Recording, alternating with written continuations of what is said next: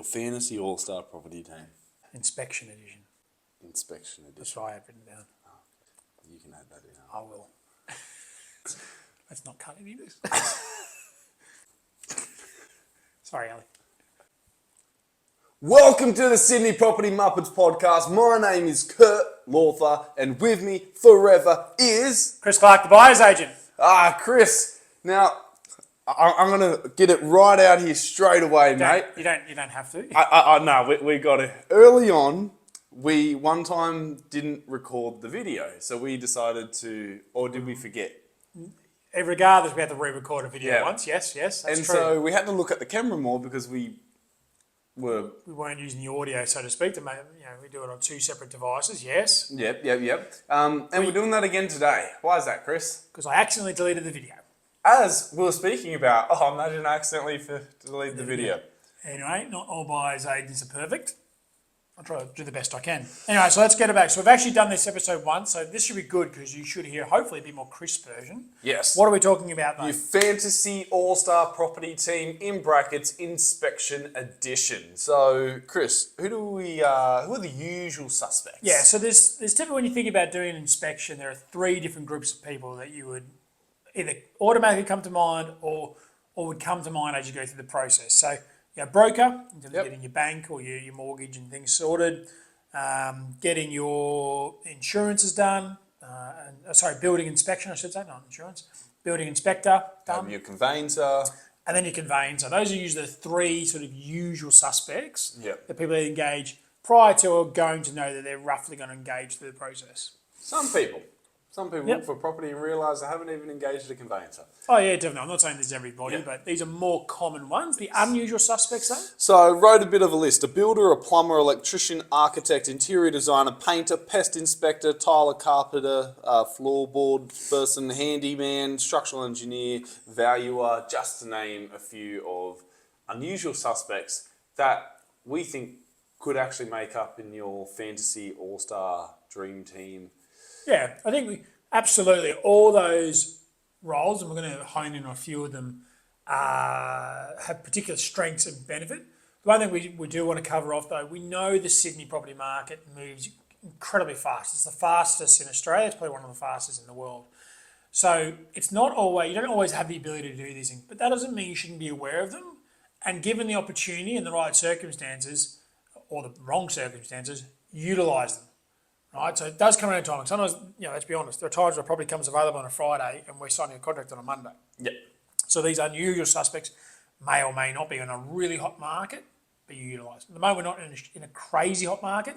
So, as such, though, regardless of that, what are the 2-3 that we're going to be specifically honing in on to educate why they would be relevant? So we're going to do a builder, architect, and plumber. If I had to pick three. Well, you did. Those are the three. All right, so builder. Why are we picking a builder? We haven't purchased the property. Why is a builder going to be important? So a builder is, I think, extremely important because when you walk into a property, you want to basically walk out knowing, do you want to buy it or not? Yep. But a lot of questions people have is, what works can be done? If we need to do renovations, how much is it going to cost?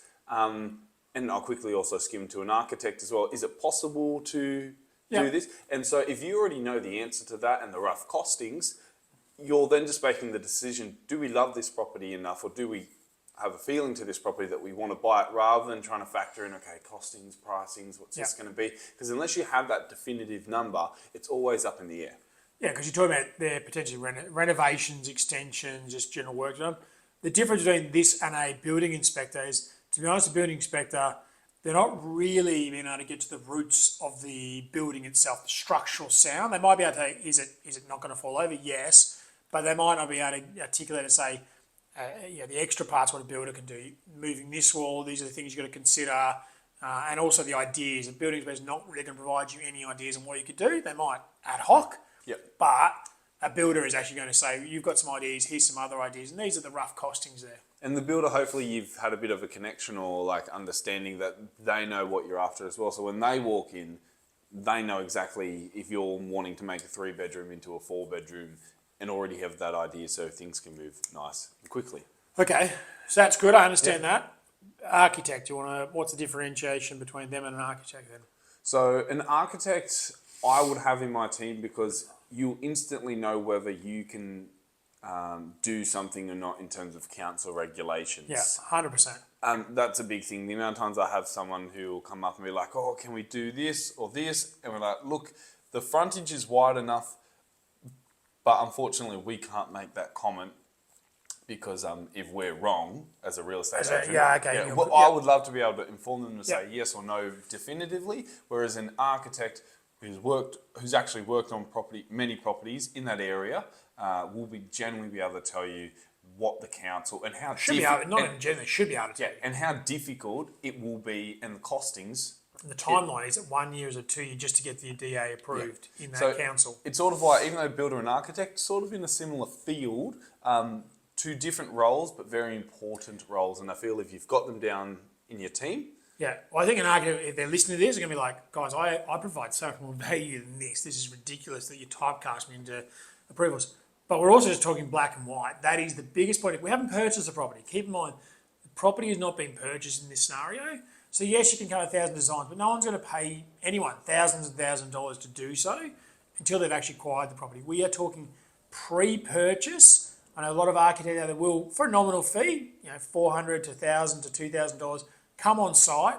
$2,000 might be nominal, but come on site with you as a pre-inspection, get plans, and give you some good broad strokes examples, and then give you the confidence in terms of that DA approval from that. Yeah, because if you now walk out of the home after you inspect and you're like, we really like this property, and both the builder and architect are in a line and saying, yes, builder's brilliant, we can do this, architects more than likely, or yes, 100%, you've now just got to make the decision, do we want to pay the price? Yeah. And lastly, absolutely. So Plumber seems, some people, again, listen to this, go, well, that's a bit redundant. I'm getting a building inspector to go through. They'll assess all the water ingress and water issues. True, not true? I'm going to say not true. I would definitely say not true. I love your hesitation there. You've obviously got some building inspector friends there, as I do. But they've got caveats, and they're not the plumbers. Yeah, no, it was more if we're making it black and white, like sort of black and white, plumbers are going to go, once again, they're going to be on your side because you're actually bringing them there, they're your client. Yep.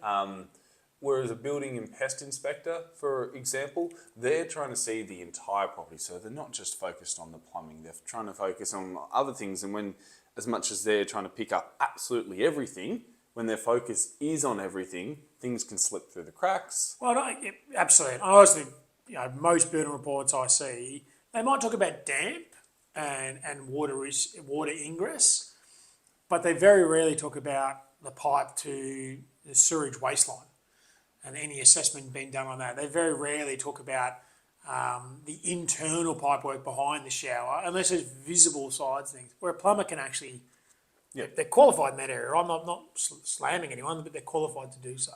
And a plumber will also know, even in the hot water system, for example, they'll be able to tell if the water's rusting or not, and whether that's safe and healthy. Just lots of different things, which I think is important because the plumber will know how to look beneath the surface without also tearing up the house to a degree. Yeah, it sounds unusual, because we did say there's unusual suspects, but to me, it almost makes as much sense getting a builder inspector in. Because if you buy a property that has water issues, particularly within the walls or underground, I've heard of scenarios where people had to rip up literally the road at the front to fix sewer connections or pipeline connections through that were kind of known to the previous owner. There was issues, they hadn't really investigated, but they just passed the buck onto them. You're talking $20,000, $50,000, $100,000 to get rectified. There you go. Because Dropped a story, haven't I? Because I'm also, we often renovate properties on behalf of people. We've actually done that where we've had to go to council, get the side path ripped up because the drainage wasn't flooding out properly, and it was actually causing damp underneath the front rooms. And so, we did quite not extensive, but decent renovations where we had to make sure we aired out the front room, we got the plumbing, piping fixed and all that. Now, I know there would be a lot of agents that would try and just cover that up and try and sell the house. And for us, yeah, you just got to be careful. So that's why it's important Huge. to understand. So you could almost dovetail into this. An electrician is, again, a building inspector is not really checking out the electrical system, and that could be, you could have a, Are we calling on a substitute, Well- electrician for a building inspector? no, not quite, but I just see there's an element of, a building inspector can physically see the electrical system. I'm not saying they're not aware of it, how it all works, but an electrician obviously is going to, again, know the ins and outs. Anyway, those are the unusual suspects. So builder, architect, plumber. Yep. Maybe we just tag in the next one will be an electrician. Up against your usual suspects when you are looking and inspecting a property in and around that 5 to 10k radius of the CBD Sydney. Yeah. Now, to summarise as well, it would be amazing to have all these people, but we also understand as a first home buyer or maybe a second home buyer, you don't have the budget to be bringing along all these people. Yep. But even if having one is better than none. So if you happen to, even if you happen to know, for example, a painter, like that's the only, you just happen to know a painter, the only person you can get, and you're like having someone else come through, such as a painter, be like, okay, it's going to cost you this, it's at least going to take one number of doubt away from you. One number, of guesswork. Yeah. Yeah, So agreed. do your best, but it's not a perfect world. Okay. Onto little something spicy. I'm going to ask you one question here. So, multiple choice. Yep.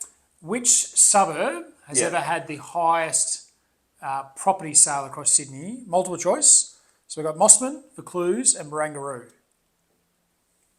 You should remember because we've actually done this episode once before, my friend. That's right. I said I can't remember. You can't remember, really? I can't remember. Oh, I thought this would be are you serious? I can't remember. Barangaroo? It is. Oh my God. I genuinely couldn't remember. Penthouse and Crown was 22 million or something like that. Okay, cool. I genuinely couldn't remember. No, 120. I can't remember the number. I think it was lot of 120. A lot of money. Anyway, thank you all for dropping by. Like, subscribe, and follow. And give us a 5-star review. Yes. Beautiful. Thanks for dropping by.